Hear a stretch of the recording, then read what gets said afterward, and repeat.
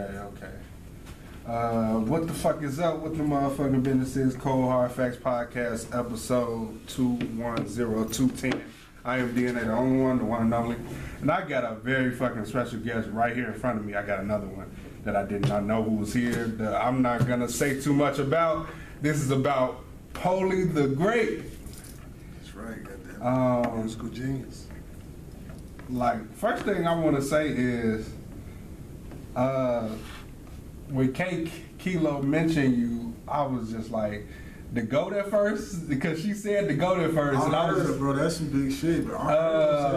And then I was like, dude, I'm typing it in, but that shit didn't come up as the GOAT. Right. It came as the Great, exactly. And I was just thinking, like, now you gotta change. Your next album better be the GOAT then. Okay, gotta be GOAT, huh? Right.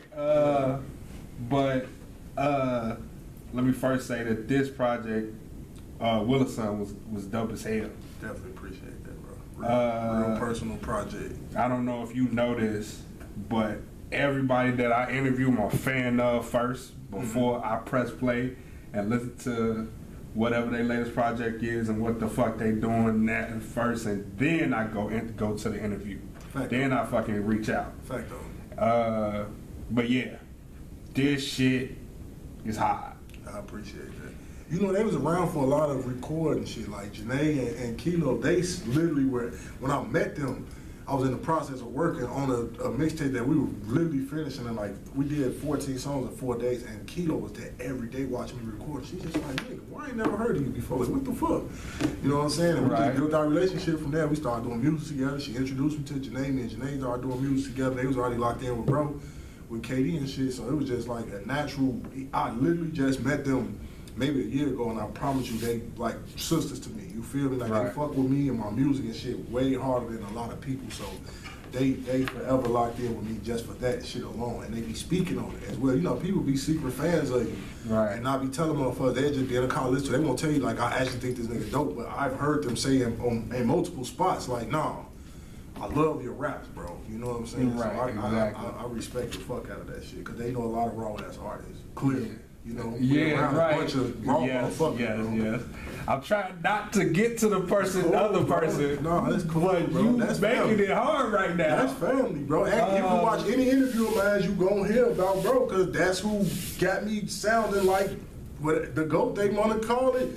He making all my shit. He's engineering all of it. He putting that real glass on. Bro was the coldest engineer in the city, bro. Right. Like, niggas really need to be recording. Yeah. I'm gonna need to link up with him next. Like I said, this is about you. Just call me, bro. When you want to get with bro, just call me, man. I'll make it happen for you, dog. I got you. Willason. Yeah. You started it off with Willason. Yeah. And not too many artists do that shit. That was like, I was interested, like, how the fuck?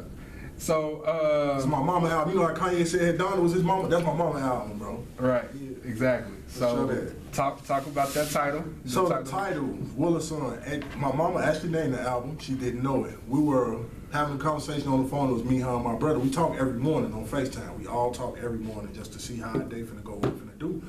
And I was saying something to her that I had said to somebody the night before, and she's like, see, you Willason. And I was like, damn. I've been trying to think of the name for the album for 4 days, and when she said that, that's the first thing I thought about. I had the perfect picture, everything. I'm like, man, mama, you just named the album. She's like, oh, cool. What y'all finna do? Like, just, you know what I'm saying? Like, so you already had this recorded. We were already working. So I had that song, Willason, done, but I didn't know I wanted to do the album, Willason, until that song was done. And then I started listening. It was like the album was organically happening without me knowing that's what I was doing. Because at least 8 of the songs that's on the album were already done before we got the title. I just talk about my mama that much in music. You feel me? I'm sure you heard Willa here, Willa there, like all my brother Fat, you gonna hear these names. This is my real family. I talk about them a lot. So these songs just happen organically. So when I came up with the name, that shit was just perfect. It was just perfect. You feel me? It just really was perfect. Toxic. See, now, like, I'm gonna just need your voice on this part, because you don't gotta step on camera and say what. Like, this shit was hard, bro. Yeah. Like, this shit was hard. Yeah. I was like, Man, bro got a different type of you should have chemistry. just called it Power Book, and I was just like, I was gonna automatically know, oh, you finna be spit. Yeah.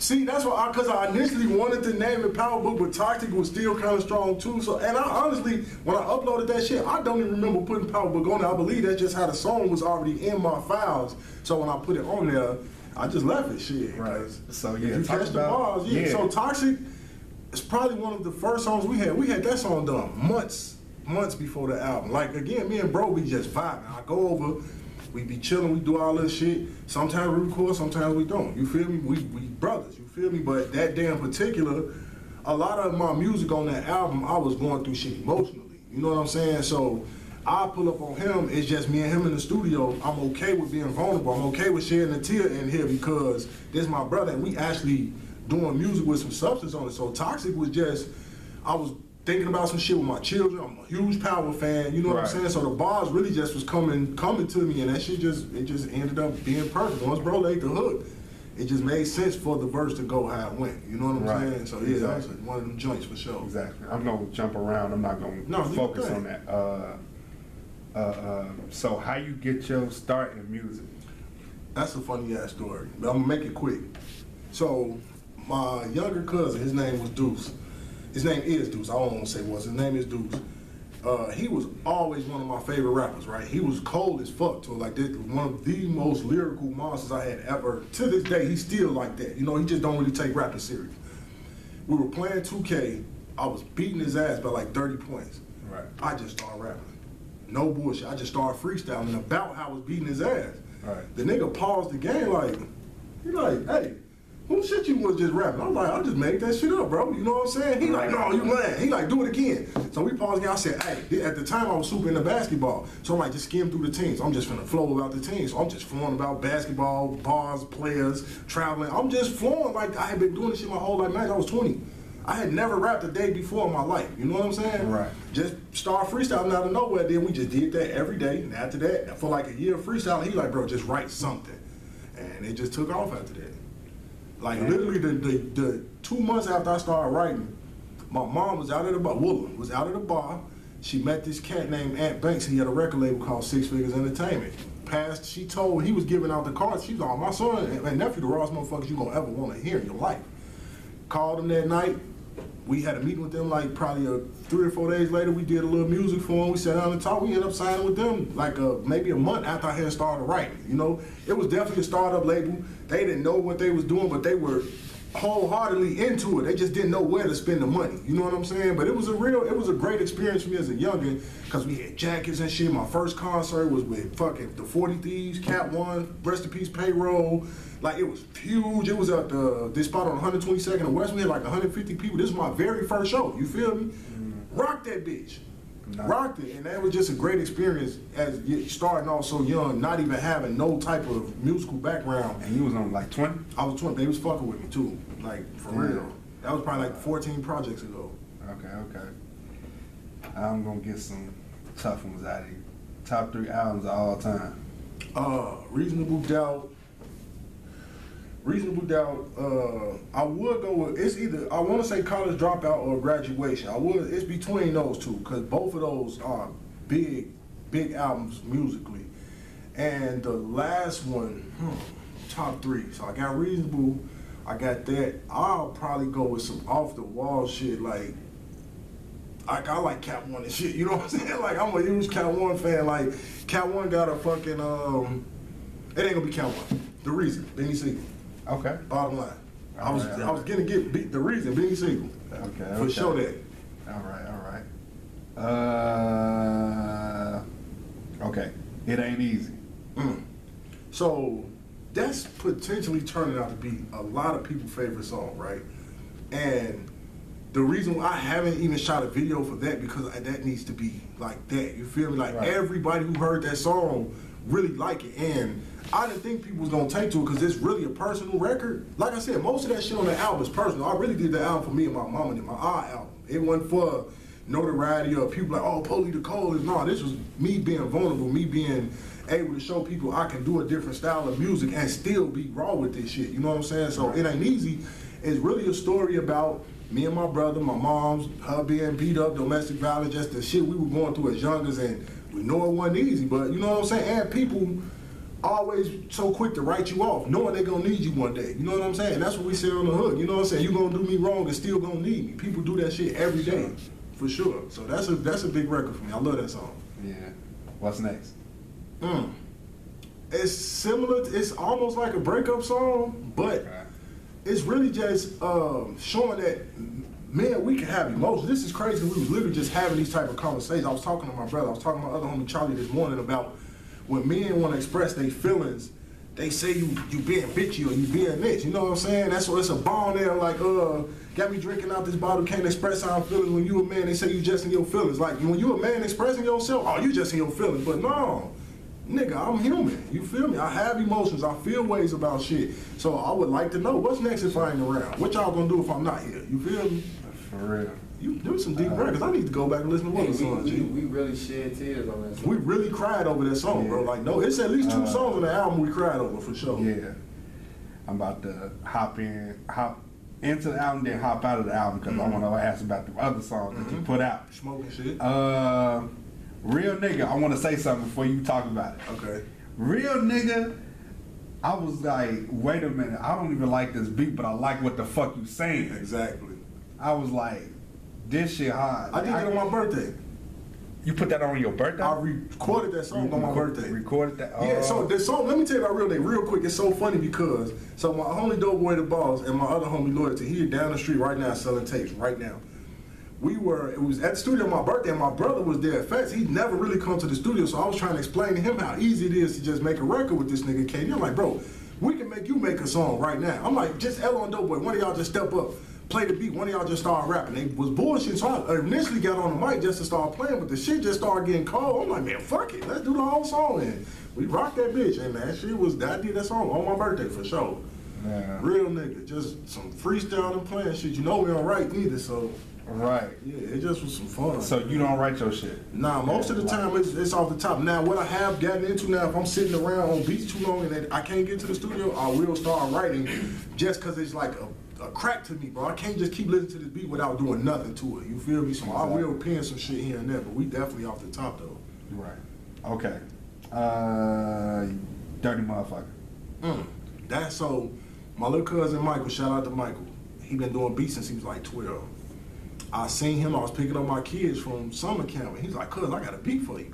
He like, this some Detroit style shit. I'm like, bro, I'm rapping on anything. Send it through. When he sent it, I'm, damn, this kind of turned. Go to the studio and do it, and then bro put the glass. I'm like, oh, this overturned. We shot a video 2 days after that. Literally, like 2 days after that, we shot the video. Dirty Motherfucker, just a fun song about, nigga, watch your auntie, nigga. Get real. It can get real. Feel like hope? Yeah. Now that's my lane, bro.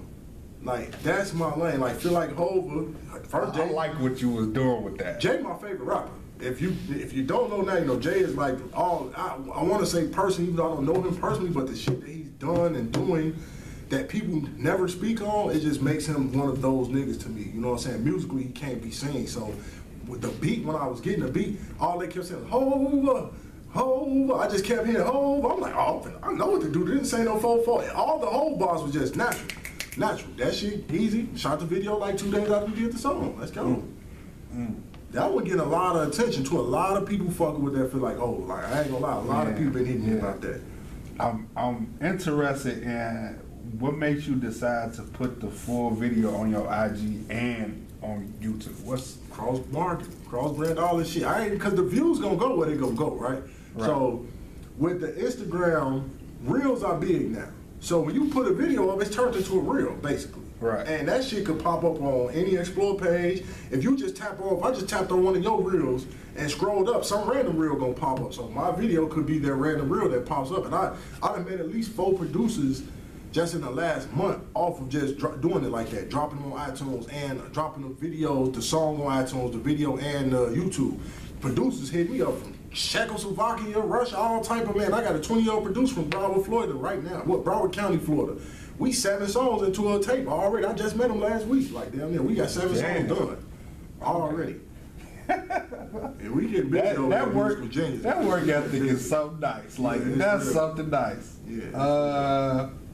So technically you signed then, but you independent. We independent, but we got some shit we working on for sure. Okay, Musical okay. Genius is the team, G. That's a real, get used to hearing that shit, bro, because when it pop, you just could be like, man, I heard it. Hey, we heard it here first. You know what I'm saying? Because it's gonna pop, G. Motherfucker, y'all already know what's up with KD. So if that man telling y'all he putting his mind to some shit, bro, believe him, because this shit gonna get real fast in motherfuckers' face. So you want distribution, you want what you like, you looking for? Yeah, for label? sure. Distribution is what we mainly want, because everything we got in-house. We got the engineer, we got the producer, we recording ourselves.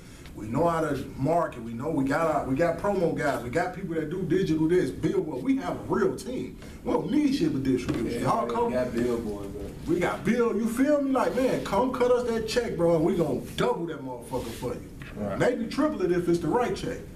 Okay. For sure Talk that. your shit then. For sure that. Who your favorite artist right now? Man, my brother. Yeah. All my guys, and I'm not being biased, bro. We make some of the best music in the city, if not the best.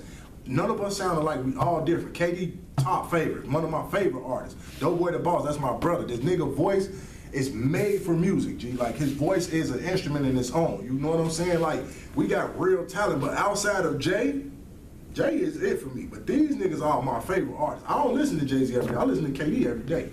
I listen to Doughboy every day. I listen to myself every day. We are the favorite artists right now. For sure that. For sure. Your favorite producers right now? Do they gotta be in the game? Cause I ain't got no beats from none of these niggas. Oh yeah. I got, nigga, like I said, so one of my favorite producers that I have done a shitload of music with is this cat named Jay Hill. He out and he's from California. Jay Hill is an amazing producer, and the reason I say that he don't have one sound, most producers get stuck in a lane.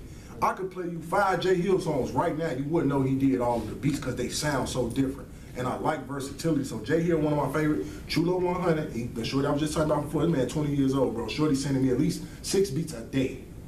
Not a week. He's sending like 6 beats a day just for me. Plus he's sending out another 200 some beats. You know what I'm saying? Right. I would love to get a Seasick record. I fuck with Seasick. The way he do beats, Seasick got a soulful sound. I love excellence. I love that soulful shit. So X be making some raw ass soulful shit. Rio Mac is nice. There's a lot of producers here alone that's raw as fuck. I would love to work with all of them, bro. So when y'all hear this shit, y'all see these videos dropping, y'all see we making noise, I want to work with you niggas. Don't wait till it's too late. Okay. Let's get busy. Okay. Especially these industry producers. I know they want to. Yeah, they're the one. I mean, again, the wave coming, bro. Whether it be today, tomorrow, a month from now, when they finally catch on, it's gonna be so much shit to catch. They gonna be like, oh my God, what the fuck, what are we doing? Right. These niggas got bangers. And we look good. You know what I'm saying? Like, it's ugly as hell, bro. Like, we actually look good with this shit. You gonna turn the camera on and bitch ain't gonna be like, oh, he ugly, but he got money. No, these niggas, we look good. You feel me? They gonna love this shit, bro. For real. Let's see. What's your biggest accomplishment in music so far? Musically. I'm gonna tell you some real shit. With these hands, I done probably sold like 100,000 mixtapes in the streets. Okay. That's my biggest accomplishment, because that's why I was able to really build core fans, people to this day. I can show you a comment on my YouTube right now, and they can say, man, I bought a mixtape off him in 2017. It's crazy to see his evolution. I got a family called the Crops, Brian Crop, Sam Crop, Andy Crop. I met these people on the street selling mixtapes, bro. They invited me to their house in Couch, Indiana. Paid for every piece of merch. We had a table, from this table to that table, full of merch, CDs and shirts. They bought everything. I love Pure Leaf tea. They had Pure Leaf in a cooler waiting for me.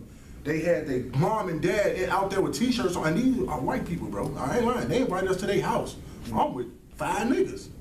Niggas who been to the county, dope deal, but they didn't give a fuck, bro. That music, they got a vibe from us.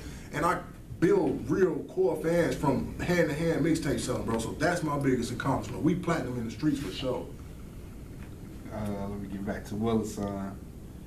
Let's see. I like these type of interviews. I don't mean to cut you off, but I hate when I come in and niggas just be all over the place. Like, you actually got structured questions about shit that I'm doing, as opposed to like, well, what you think about fucking Trump? I don't give a fuck about Trump, bro. Like, I don't give a fuck about that. I was saying a comment about that a couple weeks ago. Like, ask about the music. Fuck every. You switched.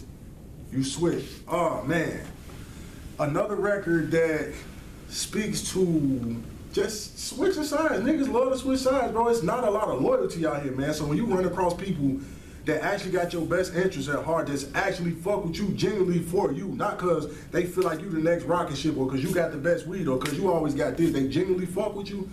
It's a lot of niggas that don't. It's a lot of niggas that done showed their hand and switch sides, and we ain't with that shit over here. So you had to get that record. You feel me? You had to get that record. Okay. Damn. Boomerang. Cool. Alright, so Boomerang is my old day to the actual movie Boomerang. You know, that was one of my favorite movies. Eddie Murphy was definitely one of them niggas around the time. He had Halle and fucking Mike Tyson, old bitch, get Robin Gibbs. Like, he was going crazy in that movie, you know what I'm saying? And again, it's also a song about a nigga being truthful about what he doing, you know what I'm saying? Like, I'm expressing to myself why I may have lost this woman because I wasn't doing the right shit with her, you know what I'm saying? It's a boomerang. Like, I'm thinking everything that's done in the light, you know, and done in the dark comes to light, and that's basically what that song about. Like, yeah, I was fucking around, got caught, and now I'm here begging for you to stay, you know? Right, for sure. Yeah. Yeah, Why'd you end it with yeah? Yeah, for just a fun record, man. KD likes to get me off into this Polie Rod Wave shit where he be having me singing and shit. So, yeah, it was just a fun record. Like, again, that was one of them beats that I had. I was probably off a couple Bel Airs by this point, and the beat came like, it just started getting silly, bro. Just a silly record, but the shit ended up being high, though. A high, fun record. Just let y'all know the versatility is real, bro. We are not stuck in one lane of music making. So that's why you ended it with that? Yeah. Here, get this on the way out. I'm fuck that, my best friend, I'm a player. Yeah, that shit is raw. I gotta go listen to that. Okay. How you stay inspired? I feel like I'm steady talking about my brothers a lot, G, but I can't lie, bro. Like, so in my regular world, dad, 80-90% of the day, kids, family shit. When I get to get with my brothers that do music and go to bro crib and they just playing beats or they coming up with songs, what's a singing there, or you never know what Chicago artist he recording. It's just motivational to see how many people really fuck with him. You know what I'm saying? And then as how much I respect him musically, for him to be telling me like I'm one of his favorite rappers and one of his favorite artists, that's big to me because I know this nigga done worked with Dirks and Polo G's and Ty Dolla $ign. Like, this nigga done worked with some huge artists, so for him to say, oh man, you one of my top anythings, that's that make me feel, that keeps me motivated, because now I ain't just making songs because I can. I'm trying to impress my brother. And I'm like, man, bro, what you think about this shit? I asked him after 6 months, you fuck with that shit, G? That shit decent. Like, I'm still asking him this shit to this day, knowing how he feel about me, but I still be needing that affirmation from my brothers. You feel me? So my homies, my children, my family are my biggest motivators because I'm doing this shit for them. I'm trying to take us somewhere that we ain't never been for them. You know what I'm saying? It ain't even about me no more. Right. Okay, if you could headline your own tour, right? Who are you bringing with you? Shaq. 3 artists only. Shaq. All right, so you know KD coming. I don't gotta say my brother because even if they just my hype man, they're gonna be there. So you know bro coming. I ain't gonna lie, bro. Either Lil Baby or Chris Brown, they be overly turned. I ain't gonna lie. The crowd coming, they shows are good. Chris Brown gives an amazing show. Even though he a singer, but he got the crowd that'll fuck with a rap show. That's why him and Baby could go on tour. Or you give him a fucker like Justin Bieber, Lizzo, I'll take anybody that's gonna sell that ring out. Travis Scott, raw as shit. The coldest live performance I've ever seen in my life, to this day, DMX Hard Knock Life tour, to this day. That man was by himself, nobody on the stage with him. He did like an hour straight, didn't take no breaks, no lyrics in the background, sweating. He cried, he prayed, took his shirt off. Nigga, I took my shirt off. I'm in the crowd like Petey Pablo. I'm so turned, you know what I'm saying? But DMX, best live show I ever seen personally. But yeah, anybody that'll sell out arena, I'll take him. Give me Lizzo. I don't give no fuck. That bitch gonna sell out. We gonna rock that bitch. Okay. And I know she eating good. Okay. Would you? If you could get rid of one bad album by one artist, who is that and what album? Shit. That's tough because I really don't get bad albums with a lot of spins. If I could get rid of it, I'm gonna tell you what. Yeah, I didn't like Drake's last album. I ain't gonna lie. I did like Sticky, but the rest of the album I ain't like. But you know who I really disliked when I used to tell people in all my first interviews what made me start rapping? Fucking Mike Jones. I did not like Mike Jones. Mike Jones, when he came out, it was solidified. I'm like, bro, we can do this shit, G. Like, we can rap, bro. I ain't saying he was super corny, but when he came out, G, the shit was so basic and it popped. I'm like, G, we can do this. Right. We actually saying some shit. This nigga just repeating everything. Right. We can do this. So yeah, get that Mike Jones out of here. For sure. Oh yeah, you took all my questions. I ain't even got no more for you. Cool, man. I answered them all fully too. Shit. How long did I ask you? How long you been doing it? You been doing it for a minute. I've been doing it for a long time, bro. My first mixtape I dropped in 2011. Okay. So we got. I'm a damn to try to run them off. We got Good Bud, Great Flows, and Julio's. I dropped the GED. I dropped the DOG. I dropped the Coaching Player. I dropped fucking Famous Stranger, Trapping and Rapping. The Meal Tape. I got a whole mixtape with all DJ Meal Ticket beats. Incredible. That's how I met Kilo. Ooh. She was over there while I was just recording Meal Ticket songs, and she's like, nigga, where the fuck you come from? Yeah, when you get a chance, you'll tap into the Meal Tape, bro. All that shit online, that shit's super raw. Super raw. Yeah, I just jumped straight to Willason. Yeah, that's the most recent work, for sure. I ain't gonna lie. I jumped straight to Willason. I couldn't really stop after the first couple. Yeah. So I was like, let me just like stay here. Yeah. Cause like I'm liking what the fuck you saying. Yeah. So I was like, damn, I gotta hurry up. Yeah. Trying to do substance, man. It's like people want to make you believe that you have to be like this to get on. You gotta be making Lil Uzi type song. You gotta make a club record. That helps, but I don't feel like that's what you just gotta be that to get on. Like I always use Benny the Butcher and them as an example. Those motherfuckers don't got no super hit records. Right. They spin. Right. People like spitters. Those niggas are spitting. They ain't coming out with it. You're not hearing Benny Butcher them in the club, but they still selling out shows. They still doing their streams. They still getting their merch off. Right. It's a lane for all this shit, bro. You don't have to be the next fucking nobody. Right. You know what I'm saying? Do you stick to your shit, be true to it, be consistent, and you can make your lane. You don't have to jump in nobody's lane. We gonna make a lane, bro. A 4-lane highway. 4-lane. On my soul. Facts.